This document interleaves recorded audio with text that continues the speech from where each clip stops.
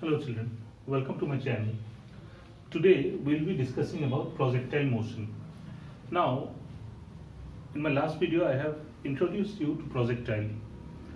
A projectile is an object that is thrown into space with a certain initial velocity, and its further motion through the space is governed solely by the force of gravity or acceleration due to gravity. Now, the very common examples of projectile are, of course, when we play any game, particularly ball game, when it's given, say, a football is kicked up into the air or a ball is thrown. So all these objects, or maybe a bullet fired from a gun or a pistol or a revolver, or maybe the shells of artillery, all these things are examples of projectiles. Now, what we need to understand is that how this particular projectile or object, after being given an initial velocity, say u, in a direction theta with the horizontal, that is in the upward direction with an angle theta with the horizontal, and how this object is going to fly through air under the influence of a sole force of gravity, or in other words, a gravitational acceleration that is acting vertically downwards. Now, to do this, what we need to remember is that from our previous videos we have found that in case of a vector, say, since velocity is a vector, so the initial velocity u will also be a vector. A vector can be always resolved into two mutually perpendicular components. In this case, we will be resolving the vector in the x direction and the y direction, that is horizontal and vertical direction. The x component ux must be equal to u cos theta, and the y component uy is equal to u sin theta. Fine. Now, what we have also seen from our previous videos is that the motion in the x direction can be treated independent of the motion in the y direction. These are the two things we are going to use while discussing the flight of a projectile. Now, first thing first is that what we want to do is that to find the path followed by the projectile, that is trajectory of the projectile. So when an object is thrown at certain angle with the horizontal, what is the path going to be, or what is the path going to be like as it moves through the air under the force of gravity? Now, if we consider this diagram, we see that in the x direction, the velocity is u cos theta, the magnitude of the velocity is u cos theta. And what is the acceleration in the x direction? Nothing, because there is no force acting on it, or there is no acceleration in the x direction. Only acceleration that is there is in the vertical direction, that is vertically downwards, that is along y axis. So in the x direction there is no change in magnitude of velocity. However, in the y direction, uy will be subjected to acceleration due to gravity, so its velocity or the magnitude is going to be changing. So let us say after being projected from point O with a velocity of u, vector u, it reaches a point P whose coordinates are given by xy, and the velocity at that particular point is given by v. Then its x component will be vx and its y component will be vy. Fine. Now, during this, the particle has moved through space and has covered a distance equal to this much, that is given by x, and this distance is given by y. Now, if we consider the x motion or motion along x axis, what is the initial speed ux? What is the final speed vx? However, we see that there is no acceleration in the x direction, so Vx must be equal to Ux. In other words, it's an example of a constant speed motion which is constant velocity or constant speed. So the distance traversed in the x direction can be given by x equals to u cos theta, that is the magnitude of the velocity in the x direction, multiplied by the time taken to reach point P. Let's say it is given by t.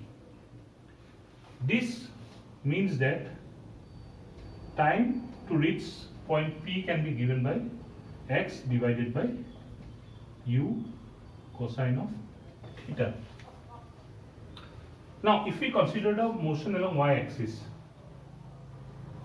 here the motion is accelerated. It's moving with an acceleration g downwards, right? So, using the equation of kinematics, we can find that this distance y is given by s is equal to ut plus half at square. U here is uy or u sin theta, u sin theta. Time taken is t plus half. A is acceleration due to gravity here, but you see the motion is upwards and the acceleration is acting downwards. So we must incorporate the minus sign here in the magnitude and t squared. Fine. Or we can rewrite this as u sin theta into, substitute the value of t from here from this equation, x by u cos theta, x by u cos theta minus half g, again x by u cos theta. Now this is whole square. Fine. So here x, this will cancel out, and so we are left with x tan theta, and this term will be minus g divided by 2 u square cos square theta into x square. That is, we can say that y equal to some constant, say p into x, minus some other constant q into, sorry, not y, x square.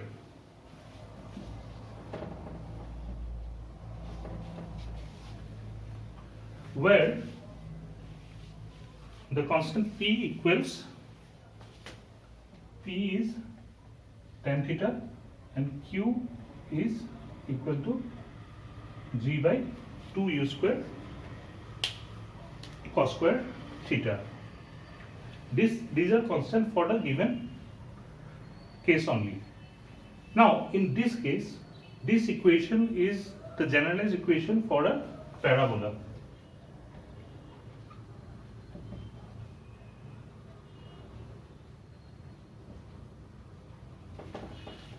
From mathematics, this form y equal to px plus qy square will give rise to a parabola. In other words, the trajectory or the path followed by the projectile will be parabolic. Now let us consider point A here, the midpoint of the path, that is the highest point of the path. Let's say the height of this point is hm. So we are to find, or we intend to find, the height hm and also the time taken to reach that particular point. Now if I consider this particular point A, where the parabolic path of the trajectory reverses direction, that is, it was moving upward, it reaches this particular point and it reverses. Now we know that the x motion remains constant throughout the flight. However, the y motion, what is happening, since it's moving against gravity, it will keep on decreasing, and at A it becomes 0. That is, Vy equal to 0 at this particular point A. So what we will have is that after this, the particle will start accelerating under gravity and keep on moving, traversing its path. Now at A,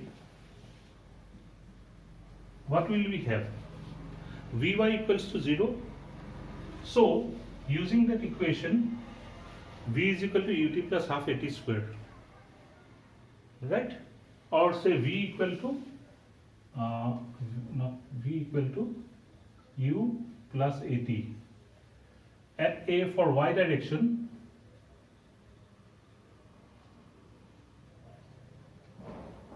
what will we have? V will be equal to 0. U is u sine theta, initial velocity, minus g Tm. What is Tm? Tm is the time taken for the particle to reach point A. Okay. In other words, we get Tm equals to u sine theta divided by g. Now, if the particle travels for a time Tm, what is the height it would have covered? We are only considering the y motion, just for the time being, forget the x motion. So, along y direction, the initial velocity is given to us u sine theta. Time is given to us this, and the acceleration is equal to acceleration due to gravity g. So, what will be the height it has achieved? Using v square from, say, minus u square equal to 2 g h. What do we have? We get v square, the final velocity at this is 0, minus u square is u square sine square theta must be equal to 2 into minus g. Since the motion, the velocity is against the opposite to the, or sorry, acceleration is opposite to the velocity hm, where hm is the height. Or we can rewrite this equation and we get hm equals, what is the value of hm from this? U square sine square theta by 2g. So these are two important results. Number one is time to reach the midpoint of the trajectory, or the highest point of the trajectory is given by u sine theta divided by g. And number two, height, maximum height achieved will be given by u square sine square theta divided by 2g.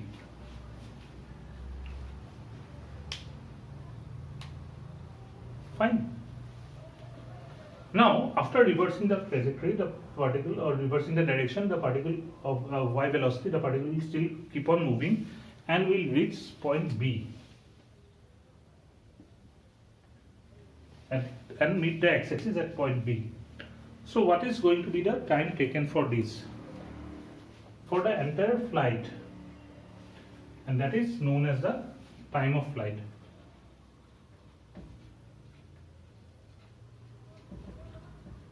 Say TF.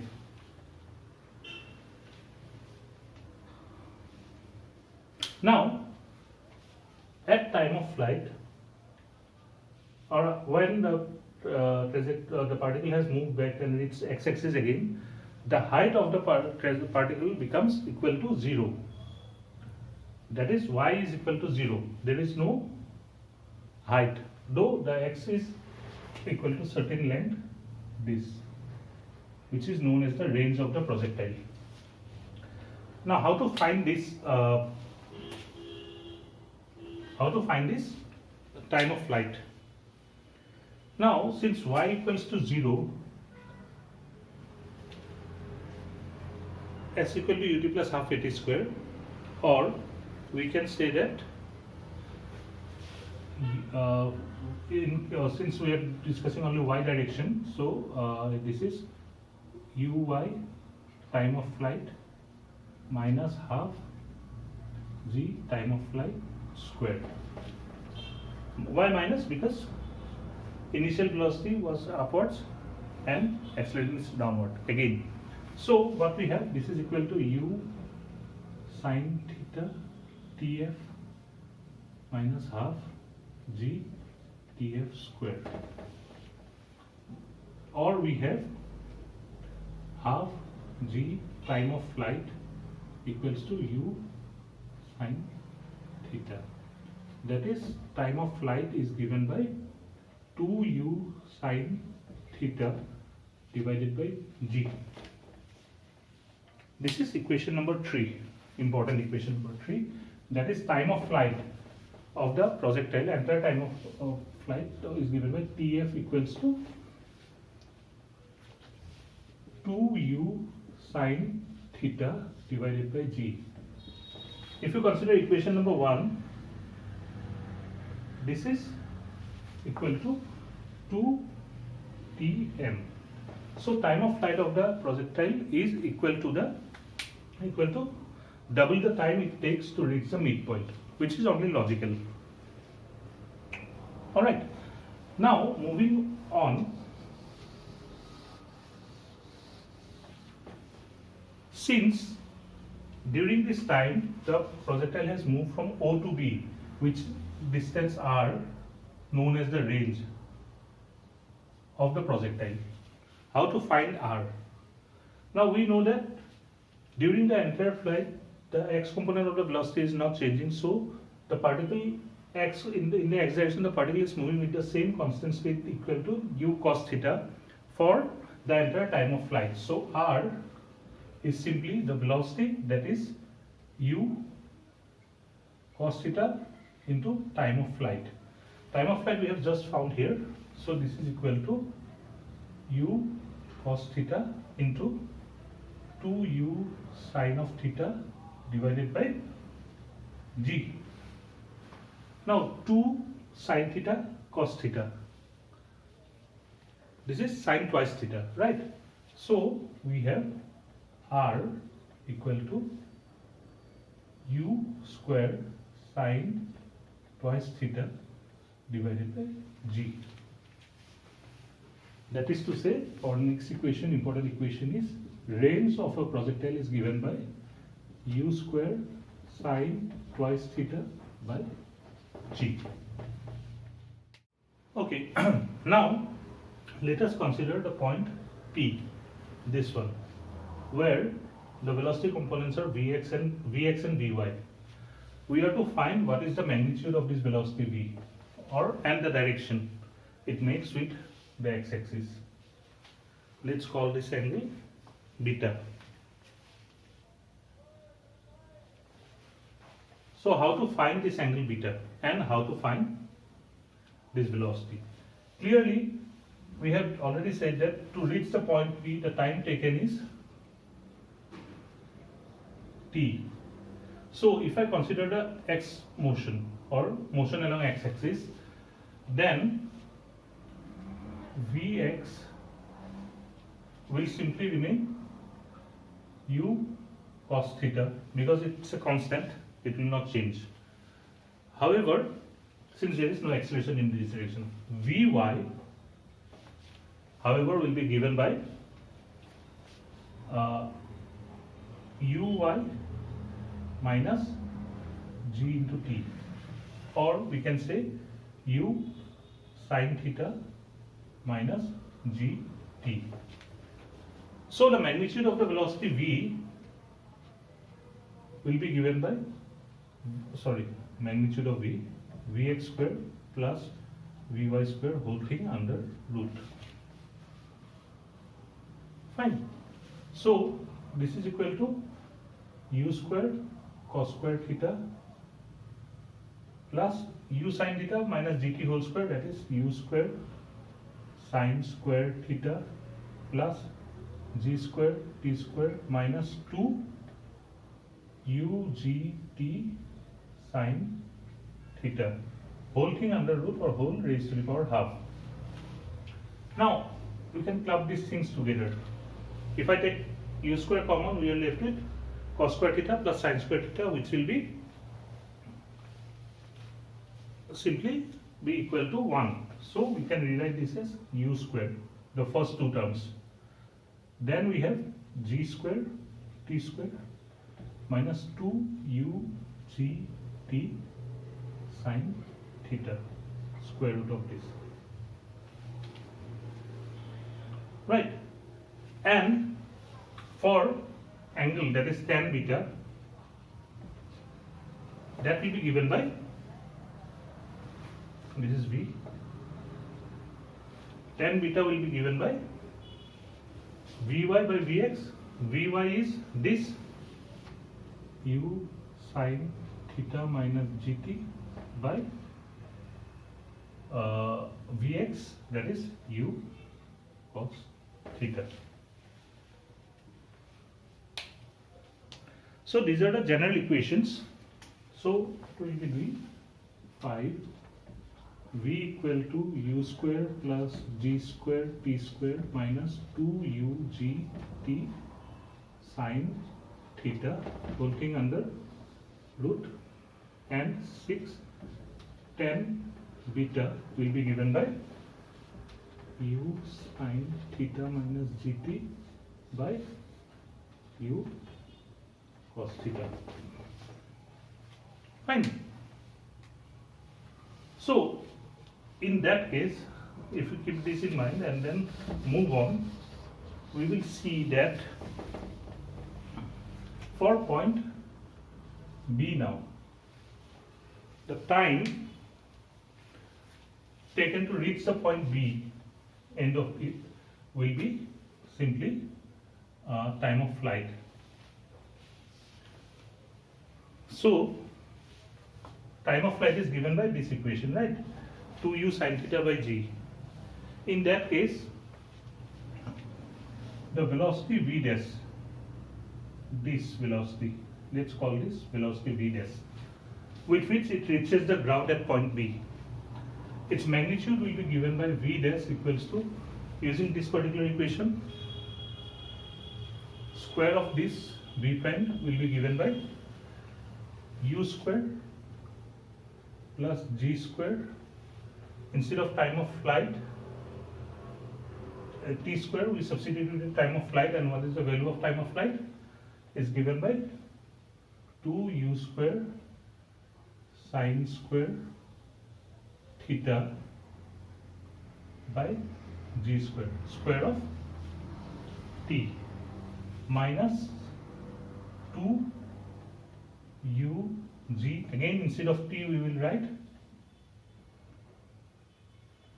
oh sorry, this will be 4, 2 square, 2u sine theta by g into sine theta. These two will cancel, right?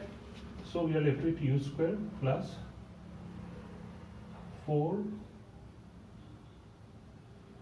u square, g squares will cancel out, 4 u square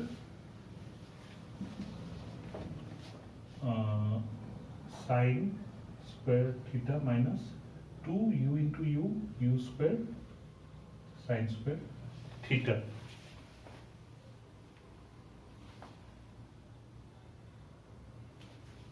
Oh sorry, minus 4, 2 into 2 4.